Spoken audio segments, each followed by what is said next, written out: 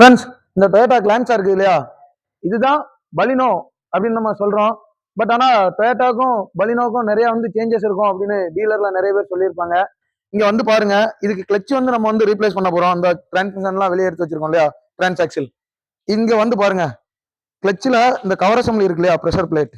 இதுல பாருங்க சப்ளையர் யார் பாருங்க, வேலியோ அப்படின்னு இருக்கா. இதுல வேலியோ தான் சப்ளை பண்ணுவாங்க. பட் இங்க பாருங்க, எம்எஸ்ஐஎல் மாருதி சுசுகி இந்தியா லிமிடெட் போட்டிருக்காங்க இல்லையா, பஞ்ச் பண்ணி. மாருதி சுசுகிக்கு வேலையை சப்ளை பண்றாங்க. பட் ஆனா இது டொயோட்டா கிளான்ஸால இதுதான் ஒரிஜினல் கிளச்சுங்க. இந்த அதே மாதிரி கிளச் செட்ல இது ப்ரெஷர் பிளேட். கிளச்ல பாருங்களேன் யார் சப்ளை பண்ணிருக்காங்க அப்படின்ட்டு. வேலியோ கிளியரா பஞ்ச் ஆயிருக்கா அப்படிங்க பாருங்க.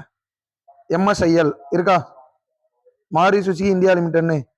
ஸோ இப்போ தெரியுதா, கிளான்ஸாவும் பலினோவும் ஒண்ணுதான். உள்ள இருக்க ஸ்பேர் எல்லாமே ஒண்ணுதான். நிறைய பேர் சொல்லியிருப்பாங்க சஸ்பென்ஷன் டிஃப்ரெண்ட் ஆகும், ஸ்டீரிங் பாக்ஸ் டிஃப்ரெண்ட் ஆகும், பிரேக்ல டிஃப்ரெண்ட் இருக்கும், அப்புறம் மேஜரா இன்ஜின் சேம் தான் அப்படின்னு சொல்லியிருப்பாங்க. இந்த கிளச்ல டிஃப்ரெண்ட் ஆகும் அப்படின்னு சொல்லியிருப்பாங்க இல்லையா.